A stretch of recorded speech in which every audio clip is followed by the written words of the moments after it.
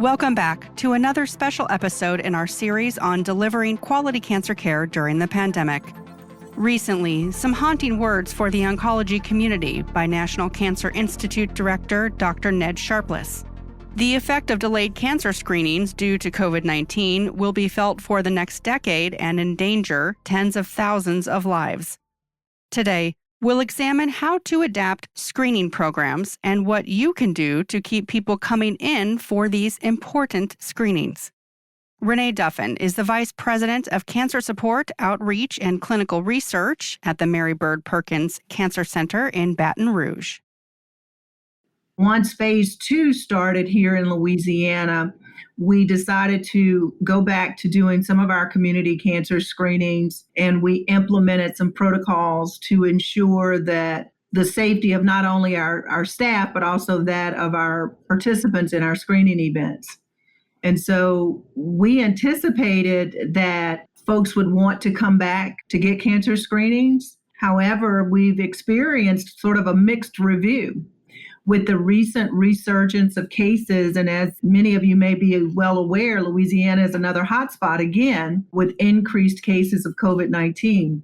So we've had a lot of individuals, although they have called or we have reached out to them about getting their annual screenings, many of them are very reluctant to come out into the community and receive those screenings.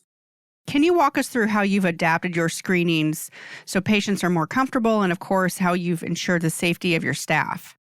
So some of the safety measures and protocols that we have put into place is that we are limiting the number of individuals per staff that can be on the mobile clinics. The staff are limited to the clinician and the nurse navigator. And then we are only allowing one screening participant at a time to be on the mobile clinic. We are sanitizing and disinfecting very high-touch areas in between each participant on the unit. Our mobile clinic has 2 exam rooms, alternating the use of the exam rooms on the mobile clinic to allow sufficient time to disinfect the exam room and allow it time to ventilate in between the participant going into those rooms. We are also requiring all of our participants and staff to wear masks. If they do not have a mask, we will provide them with one, as well as completing all of our paperwork in advance of their screening appointment so that we minimize the exchange of paperwork between individuals. We're also doing temperature and exposure screenings prior to their entering the mobile clinic, and we're having them wait in their vehicles if possible in between appointments. And we're allowing a little bit of additional time in between the scheduling of each appointment in the event they may run a little long. When your staff is calling to remind patients, hey, it's time for your screening, and then they hear that the patient's uncomfortable or they want to delay it, what are some of the things that your staff is saying or doing to help those patients feel comfortable? In some cases, we are able to convince patients, especially those who may be having a problem, who may have found a lump in their breast or having some other symptomatic issues going on. They are able to convince them. We also, for our breast screening program, partner with our local women's hospital. And we had been doing for many, many years, we've been doing a 1 night a month screening at the women's hospital. And so we schedule appointments for individuals to come to that event. So if they're uncomfortable coming to the mobile clinic out in the community, we try to get them to at least come to the event that we have at the women's hospital. Some people may feel more comfortable coming into a physical building as opposed to a mobile clinic. Can you talk to your colleagues across the country listening here? What changes can they instill in their screening programs to get people to come in? So if you're operating a screening program and you have a relationship with those individuals that you have screened before, the best approach is to call them. Don't wait for them to call you, and make them aware of what protocols and procedures you have put in place for their safety. Also remind them, especially those who may have had challenges in the past, may have had a lump in their breast in the past, or may have had a high PSA in the past for a prostate screening. make sure that you're reminding them about the importance of getting those annual examinations and those screenings.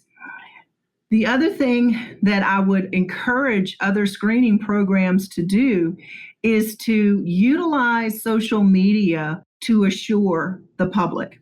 That is one thing that our marketing and communications team has worked with us on.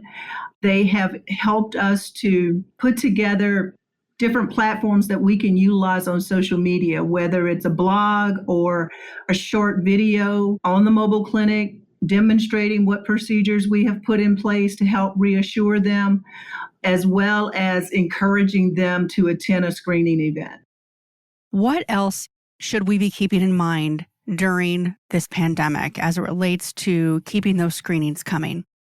One of the things that we have is a hotline that individuals in need of screening or who are interested in screening can call. We've operated that for many, many years.